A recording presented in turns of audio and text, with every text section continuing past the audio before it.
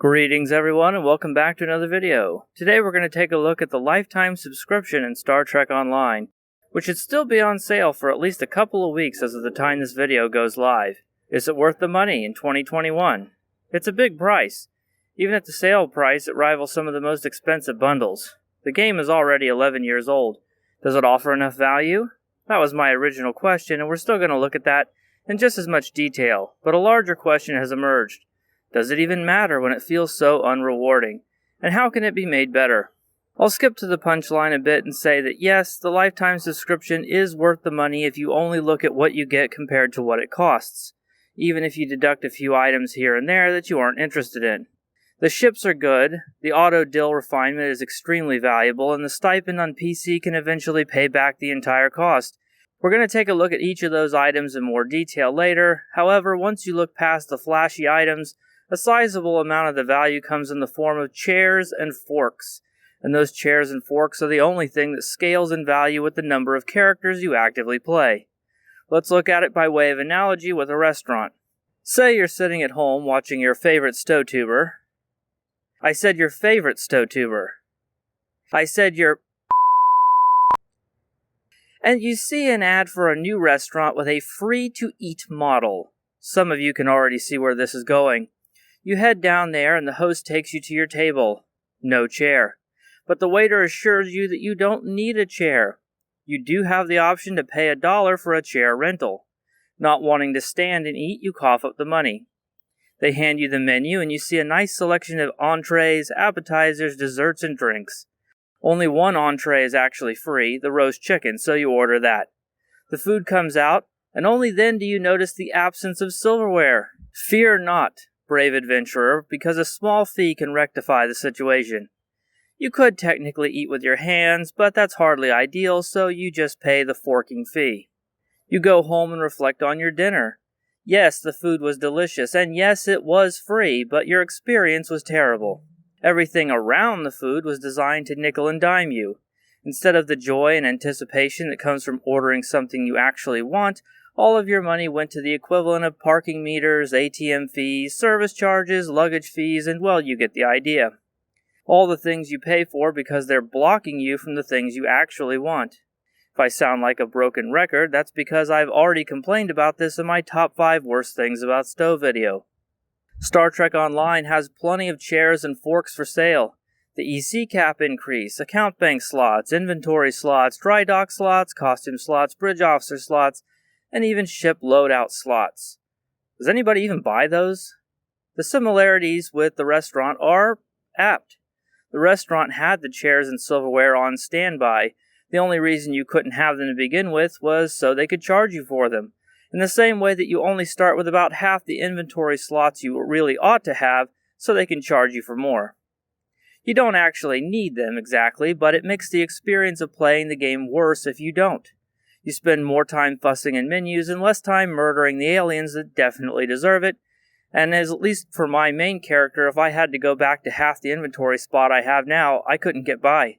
I'd have to start deleting things that have real value. Now suppose that the restaurant manager offers you a lifetime membership card that entitles you and your entire family to extra entrees, a dessert table, coffee and tea, and unlimited chairs and silverware for as long as they stay open. At a discount. Is it worth the money? I mean, if you plan on continuing to eat there and you have more than one person in your family and you don't want to eat standing over the table with your hands, then yes. However, that's not really the right question to be asking. The problem is that you're subscribing to chairs and forks and people just don't get excited about chairs and forks. Don't get me wrong, you get a lot more than just chairs and forks with a lifetime subscription, but some of the items are going to be hit or miss. How badly were you really itching to roleplay as Neelix? You do get 8 ships, if you count the extra Vice Admiral token, but they're largely the same ship. I've lumped all 7 veteran ships together as having the same value as just one C-Store ship. The 3 Tier 5 variants are completely worthless because they only exist as relics. They're functionally identical but slightly worse than the Tier 6 versions that you also have access to. Sure, the 4 different faction versions are slightly different. The Jem'Hadar one comes with wingman pets, for example, but they're all essentially the same ship. They all come with the same console and trait. How good are the veteran destroyers, and are they worth the 3,000 Zen I've slotted in their column? Yes. If I were going to do a proper review of them, they would get 4 stars for performance, due entirely to the 4-3-1 weapon layout. Everything else is good. Mastery package is the best in the game. The base stats are good for a C-store ship. The console layout, power distribution, and all that stuff, it's all good. The command seating is useful for torpedo builds, and in fact, this was one of the OG torpedo boats back in the day. The trait is very good for torpedoes as well, and while it may not be a top 6 trait, many of the best traits are single character unlocks, so the fact that this is an account unlock raises its value considerably. I'd give the accessory score 5 stars just based on the trait. There are 2 other big ticket flashy items, the Zen stipend and the automatic dill refinement. Let's talk about the stipend first, which isn't available on console versions. I've slotted this as having a value of 6,000 Zen. I believe this is a good number for a couple of reasons.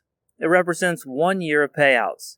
Based on the 2021 event campaign, I think it's fair to assume the development team expects the game to be going strong for at least another year. I'm not saying it won't be going on after that, but I think it's a reasonable assumption that it'll be going on at least that long. I also think that anyone who's seriously considering it will be interested for another year as well. Playing past that gives you extra value, but I don't want to assume that everyone will be playing in 5 years or that the game will still be around at that point. Let's talk about the dill refinement. I'm happy to report that the amount you see online is wrong. It says 800 dill every 24 hours, but for me it actually refines 8,000. I don't know if that's a bug or it's just on my account, or if the blog post has a typo they haven't fixed in 11 years, but I'm kind of terrified of saying it out loud because I'm worried it is actually supposed to be 800 and they're going to fix it if they find out about it. If that is the case and I end up being responsible for getting it nerfed, then I am truly sorry. However, this is a huge benefit, especially if you have a lot of unrefined dills sitting around on your account and you aren't logging in every single day to refine it.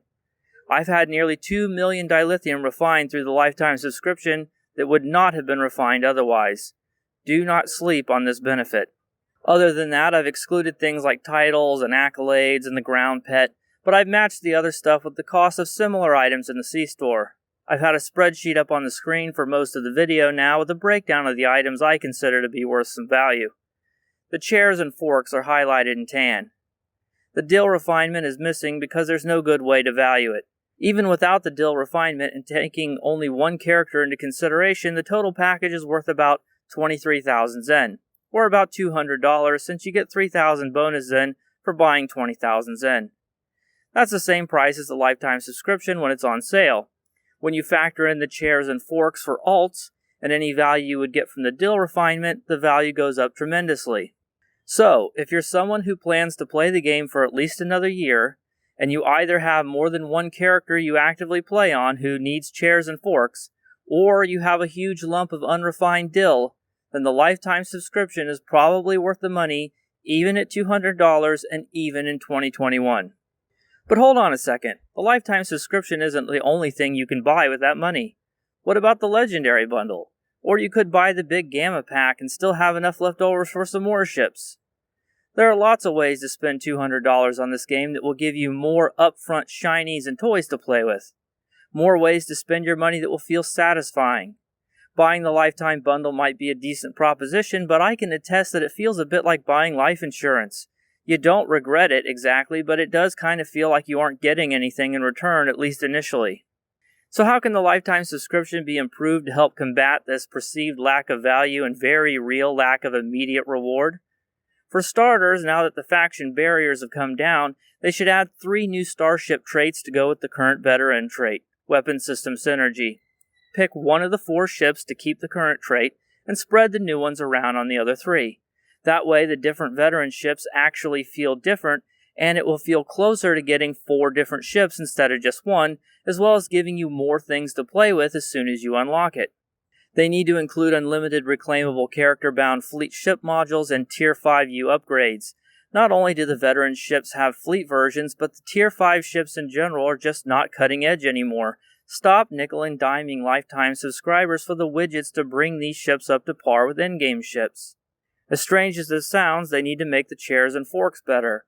Instead of a limited amount of skill retrain tokens per character, they need to just give you unlimited amount. If they're concerned with people changing it all the time, Maybe put a timer on how often you can use it, or allow you to reclaim one every 24 hours or whatever. The veteran token should be replaced with a generic Tier 5 ship token for any Tier 5 ship in the C-Store, and not just the ones from that limited pool. And they should include a Tier 6 coupon as well. This not only bolsters the value of the bundle by giving an extra ship, but it also gives the players some choice in their rewards as well. To that end, I'd also like to see an Epic Phoenix token added as well, so that people can get the Domino or whatever else is in there that they're missing, or even just break it down for 4 experimental upgrades during the events. That seems like a lot to add, but it would go a long way to boosting the immediate value of the purchase, and it would take the idea of buying all the chairs and forks you'll ever need to its logical conclusion. No more purchases that are just there to limit you. Once you buy a lifetime subscription, every other purchase should be for something you actually want. All the nickel and diming should be covered by that one upfront cost. These are, of course, just suggestions and probably not going to happen. This video ended up being longer than I thought, and I had a hard time finishing the script for some reason. I hope you guys enjoyed it. Please let me know what you think, whether you have the lifetime subscription or not. Was it worth it for you if you do have it? Are you planning on buying it if you don't have it? Take care of yourselves, and I'll see you next time. Bye.